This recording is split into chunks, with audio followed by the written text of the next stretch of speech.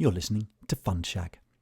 I'm Ross Butler, and today I'm speaking with Andros Payne, managing partner of Humatica, a data-driven consultancy that helps companies identify the behavioural and organisational blockers to growth so they can benefit from ever-increasing economies of scale by proactively managing operational complexity.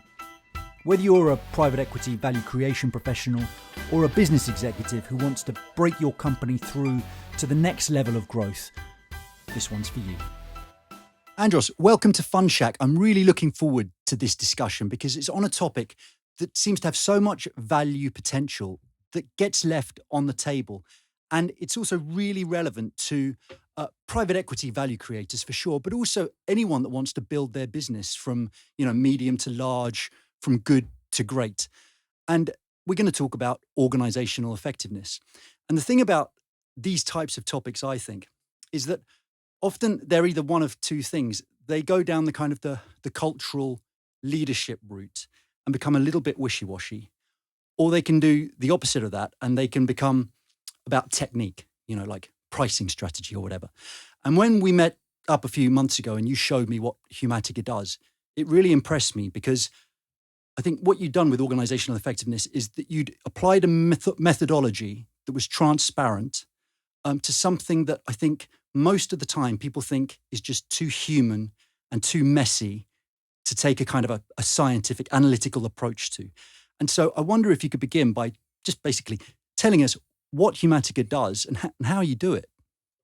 Well, thank you, Ross. It's a pleasure to be here today and talk about this topic, which Humatica has focused on for 20 years. It is a complex topic. It's like peeling the onion. Organizations are complex systems, and they have many different drivers of their effectiveness. I think the complexity is, however, no excuse for not really breaking down these different drivers and their effect on the overall effectiveness of the organization.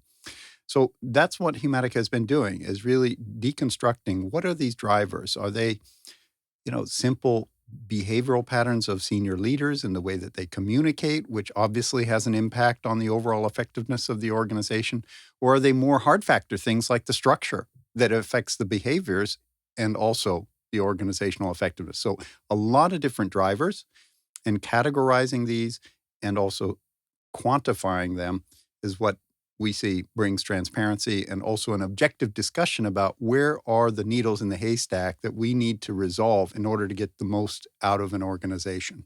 So let's cut to the conclusion. What are the drivers? What did you find? Well, the drivers, they're very diverse. Clearly, the organizational structure has a major impact on the way people interact in an organization to make and execute decisions, which is the underlying driver of the ability to grow value in dynamic competitive markets. Your ability collectively as an organization to connect the dots before a competitor's organization and to allocate resources and take steps to realize opportunities and avoid risks before the competition is really what is driving value creation. And especially in private equity-backed companies, what got you there won't get you there. The plans are much more ambitious today than they were 10, 15 years ago. And it requires that the organization does something different and sets itself up for executing to accelerate its revenue growth or work more efficiently.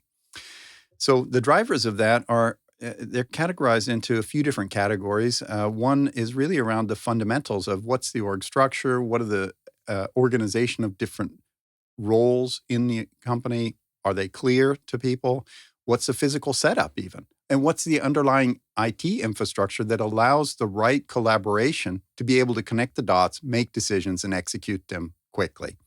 So that's at one level is really foundational elements. Also, the way that we hire in people, the way that we allocate objectives, where we measure their performance, that also plays a key role. The whole typical human resource type processes or talent management processes. And beyond that, also the management processes and the quality of the management processes that are in place. Management processes are interesting because they're institutional knowledge. A manager brings that based on the experience they've had in the past, how they should manage a sales force, how they should manage a product development process. These things have otherwise not been codified, so you have a broad spectrum of quality and management processes that are defining how decisions are made and executed. And then finally, it's really the quality of the interactions, the behaviors between people who are working in teams, departments, divisions, in the end, companies, in their ability to exchange information, connect the dots, make choices, activate resources to implement, and then feedback and control loops. And that really, I would say, most people categorize that as simply culture.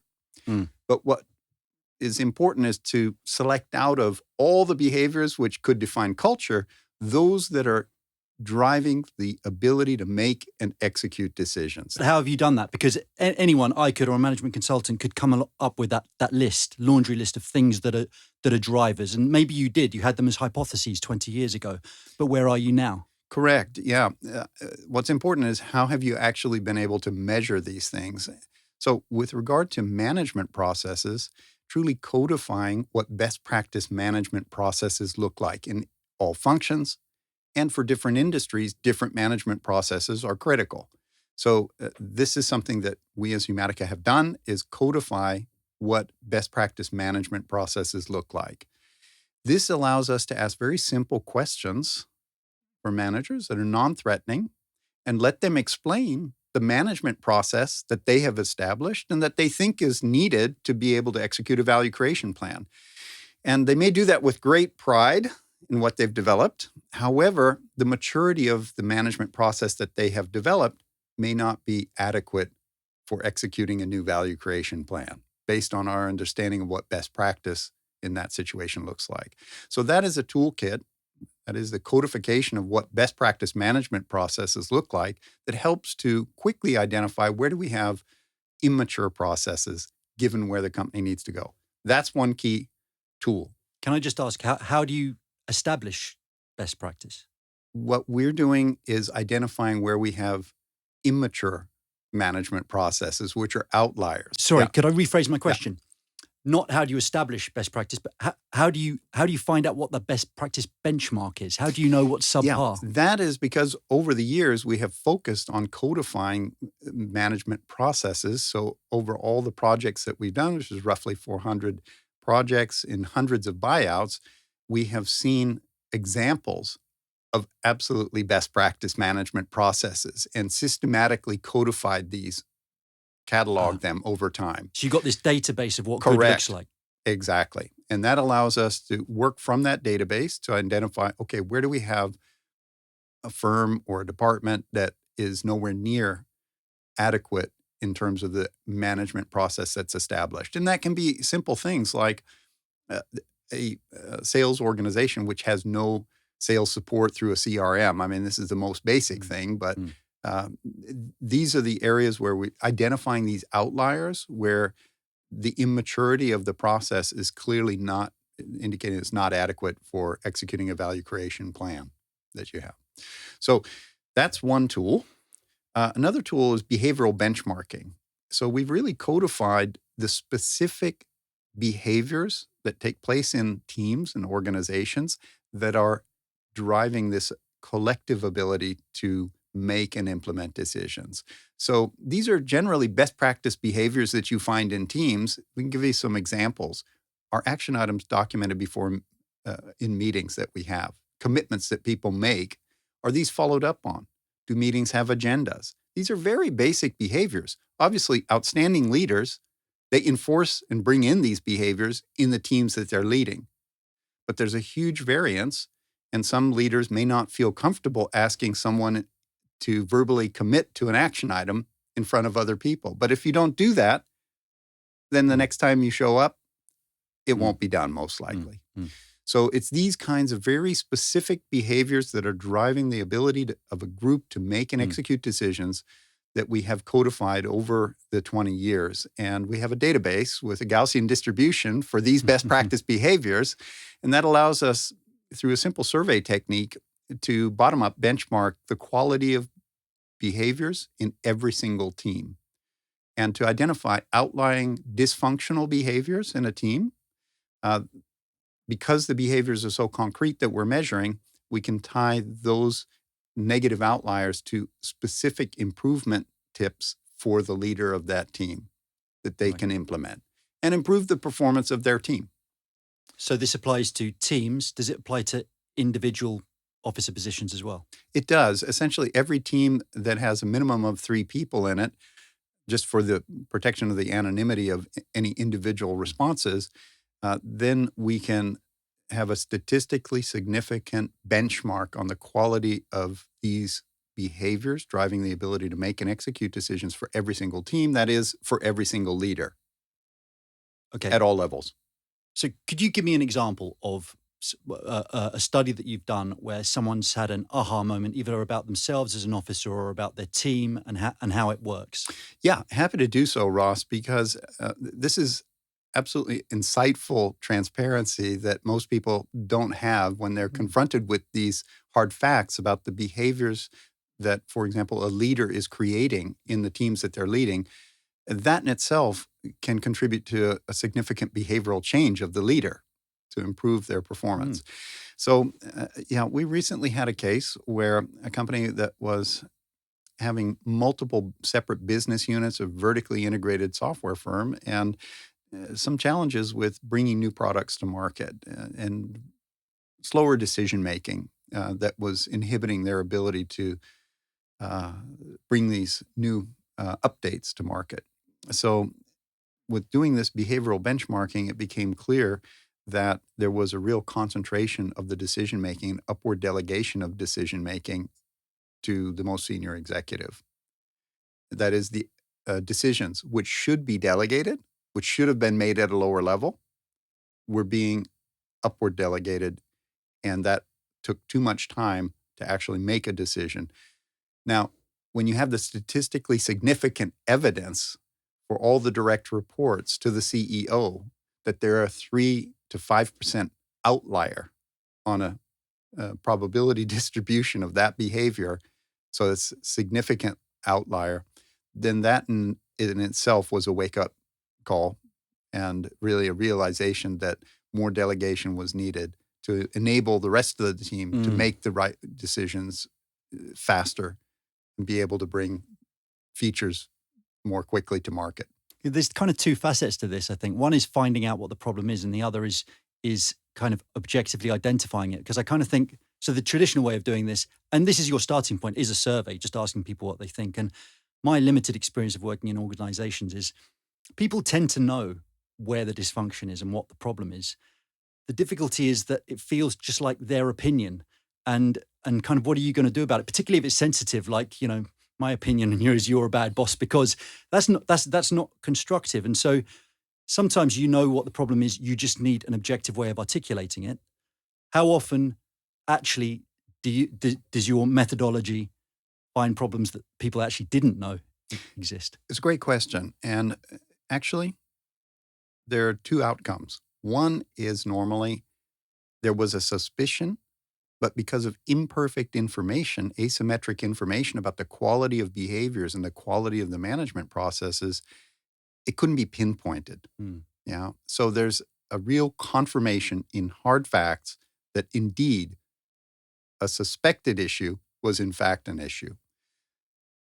Simultaneously, there are also cases where, because of this asymmetric information disadvantage that senior leaders have and also private equity sponsors and the quality of behaviors, there are very often completely unexpected issues which can be uncovered with this kind of approach.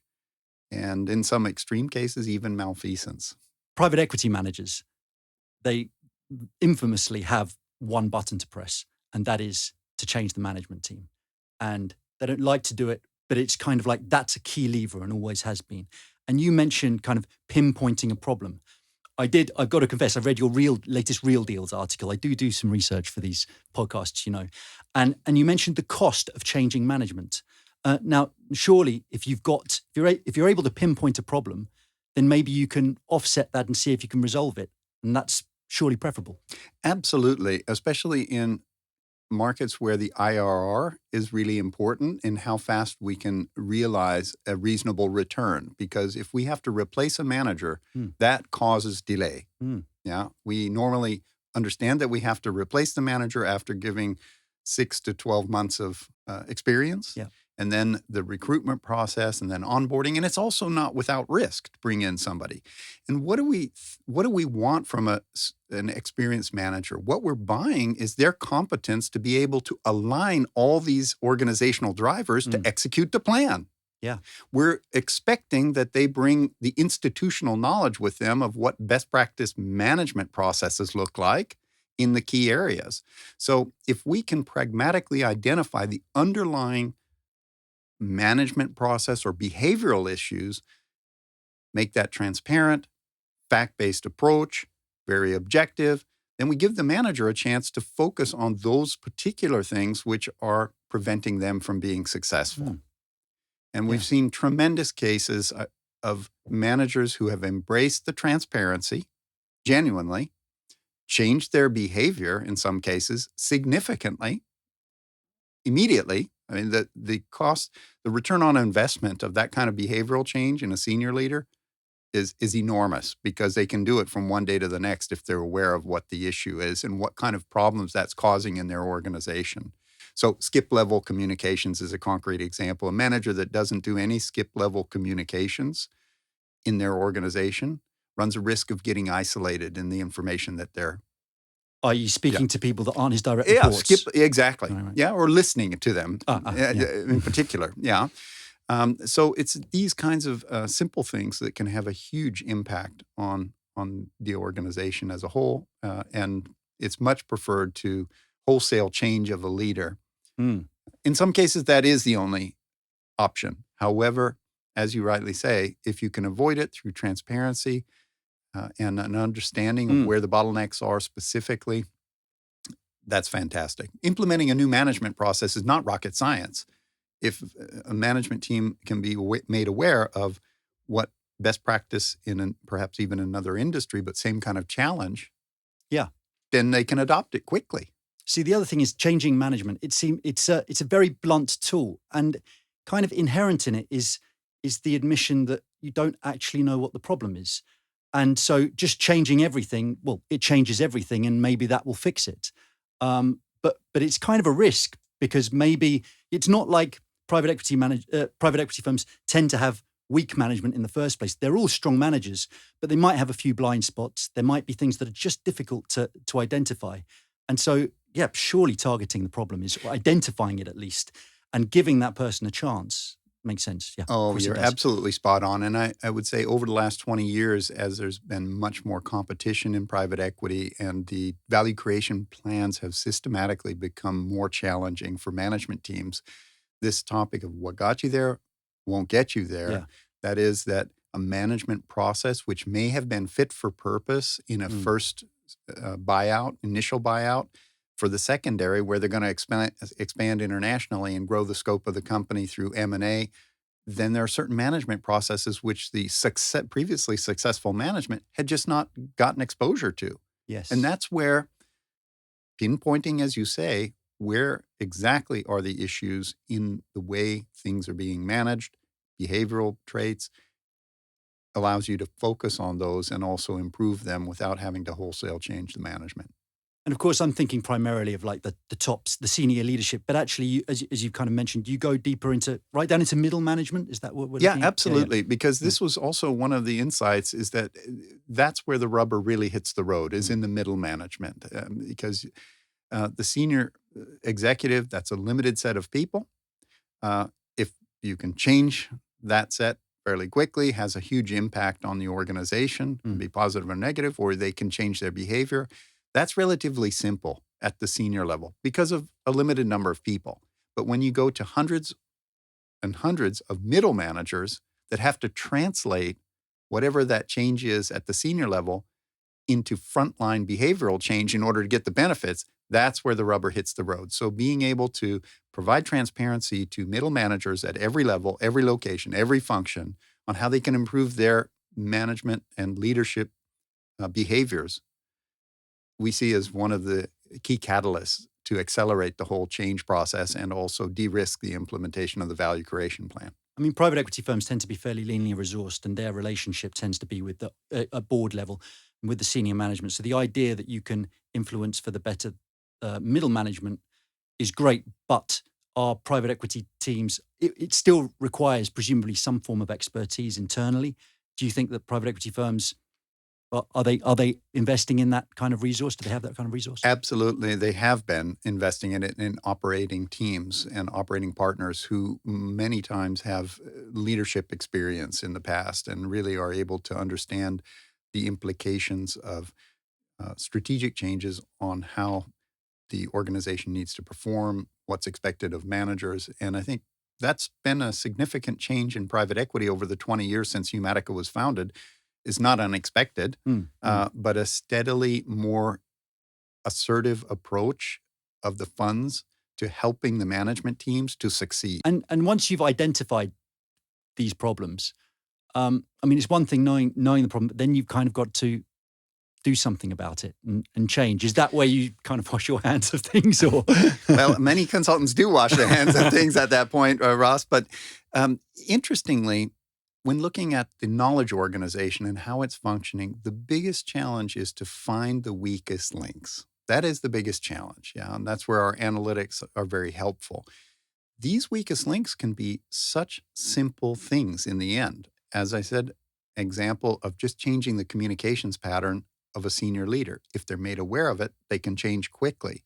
So the actual resolution of many of the issues that we find in organizations is actually not that difficult once people are made aware of it. Obviously, if you're going to reorganize an organization, if a structural change is required in order to get the right kind of interactions in the company, then that's a bigger task. And that is where, yes, when it comes to large-scale organizational changes, that's where Humatica has developed competencies over the years in doing that in a risk-mitigated manner. Notwithstanding all of that, there's still presumably some kind of sensitivity or psychological aversion to having, if you're a CEO, particularly if you're like a powerful one with a large stake, inviting someone in to benchmark you against all CEOs is still slightly nerve-wracking. Now, if you're a quality player, if you're an A player, you want that kind of thing. But presumably there is still that barrier. I mean, I've never asked you that. Have you ever done it to yourself? Yes, we have, actually. We obviously eat our own medicine in Humatica. We apply the same approach within Humatica. But you're absolutely right that because this alignment of the different drivers of organizational effectiveness to execute a plan, that's traditionally been something that sponsors in private equity, as well as leaders themselves, say, hey, that's my job. That's what I'm responsible for. So yeah, there is some sensitivity to having an advisor come in who's going to take an objective look at this and how they're doing and these diverse drivers. But we've definitely seen you can divide the senior executives into two camps. The one camp, which has been the most successful from an investment standpoint, has embraced these tools as a vehicle for accelerating the behavioral change in their organizations that they know is needed. Yeah. The other type of senior executive is very apprehensive and concerned about this transparency. And I think that has been really a litmus test also over the years from a sponsor standpoint of what kind of senior executive and leadership is going to be successful in implementing a new value creation plan. Because clearly our experience over the years has been that this openness to transparency and using it as a catalyst to drive change in their organizations at a faster pace, that has been a characteristic of the most successful CEOs that we've worked with over the years. That's interesting because that's not a competency thing. That's an ethos thing. It's values. Very much. It is very much an ethos thing. And it's because of this asymmetric information advantage on these kinds of more subtle soft factor topics that a senior executive may want to keep this under a lid vis-a-vis the sponsor. Yeah. But that's really not a recipe for long-term success because there's no organization that can't improve. There's always a weakest link. Question is, what is it? How do we address it? Yeah, it is interesting because it's almost like you're dealing in a bottom-up way with culture, because what you're doing effectively will hit culture eventually by changing behaviors, whereas often culture is kind of a top-down process. And so over time, what you're doing will change the culture. Absolutely. Yeah. It will change the culture. I would say culture is, however, a very broad term. Yes. It's a set of repeated, unique behaviors that an organization shares. And that could be things like, do we allow work from home or not? But at that level, it's not really actionable. So selecting out specific behaviors out of the whole set of behaviors that define culture that are just driving the ability to make and execute decisions, those are the specific aspects of culture which are directly related to value creation. And that is much more actionable and much more valuable than simply defining culture broadly. Yeah. So there is another aspect to culture which does kind of sit on top of that, I think, which is more like, it's something like related to values and almost kind of morale. So it's like, what's the point of all this? And, the point of a company is like economies of scale and getting people to cooperate, and that creates value. But if it was just about economies of scale, there would be no upper limit to the size of a company, and everything would just get huge. But there comes a breaking point where things become dysfunctional. And so the trick is to kind of oil the wheels to ensure that everything, so that you can enjoy the benefits of the economies of scale at ever increasing sizes. And for that, you kind of need a culture, an ethos that's coherent. So actually, I've only just thought of this, but my company is Communications Linear B, and we spend a lot of time at the front end talking to people about their values. And what we're doing with that is, we're not like sitting down with the partners with a whiteboard just making up their values. What we're doing is trying to work out what values already exist in the company, and then expressing them and articulating them. And that's kind of a function of behavior. And so we're at different ends of the spectrum, but it's the same kind of spectrum. You're looking for the weaknesses, and we're kind of looking for the strengths. Yeah, but you're spot on here on this, Ross, because values, especially in the knowledge-based information age organizations, where we're relying on the voluntary collaboration, voluntary compliance of people to work together to achieve a common goal, that's where values as a set of guardrails on behaviors which enable that team to work effectively together is really important.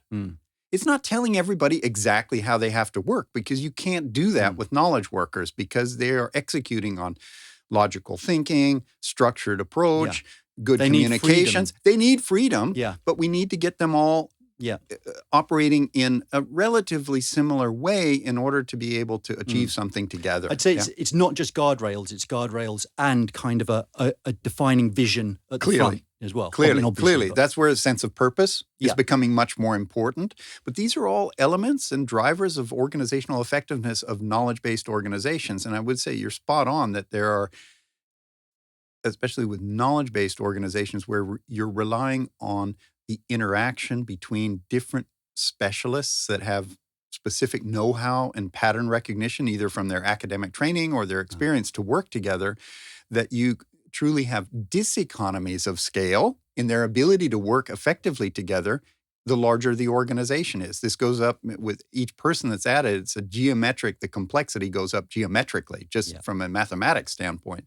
So without management processes, clear values, a clear purpose, then it's very logical that you start to get diseconomies of scale in the ability of that group to collectively work together, connect the dots, make decisions, good decisions together, and execute them. I mean, this is the plight of large corporates that all want more entrepreneurial behaviors and cultures, but their processes have absolutely smothered their ability to work really agile and competitively, collaboratively. Well, from a private equity perspective, of course, it's always important to go from an SME to a large business. But actually, as the industry's growing, it's going to have to look at buying ever larger businesses and apply private equity value creation techniques to those larger businesses. And so this becomes only ever more important. I mean, when you showed me the graphical display of the outcomes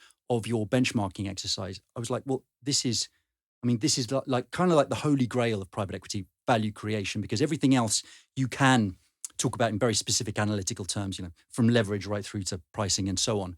This you can't, but now you can. And so I suppose I was surprised that the private equity industry isn't already all over this in a really analytical way. I don't think it is. I think it's still relatively relying on something like intuition. Am I wrong? No, you're absolutely right. But the private equity industry is a conservative industry in general. And I think these kinds of methodologies, tools, some have embraced it. That's great. They've also gotten good benefits from doing that.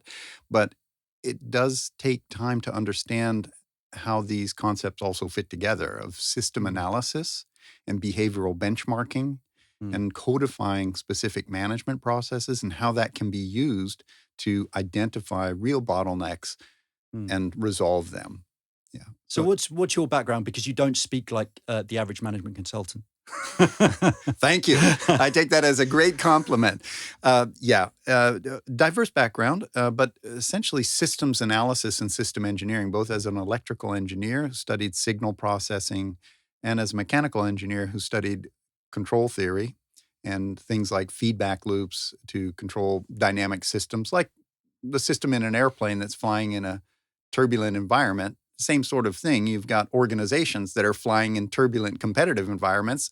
Same sort of principles of signal response, system response, they apply.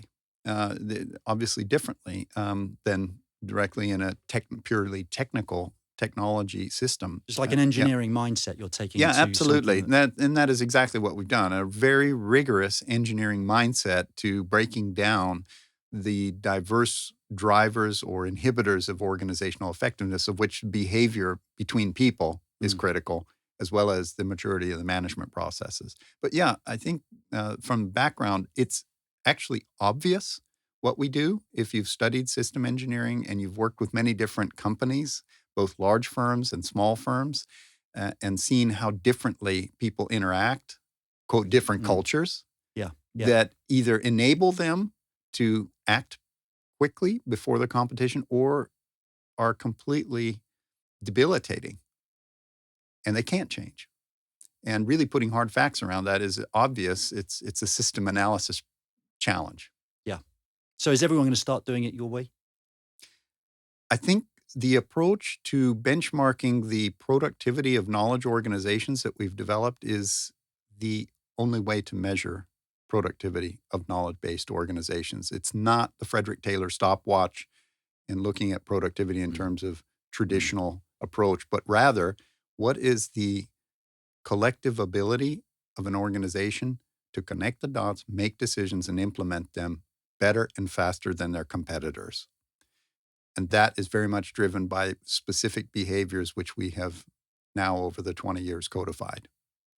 Really cheeky question, but if this works so well, why don't you just do it yourself and buy up a load of substandard companies?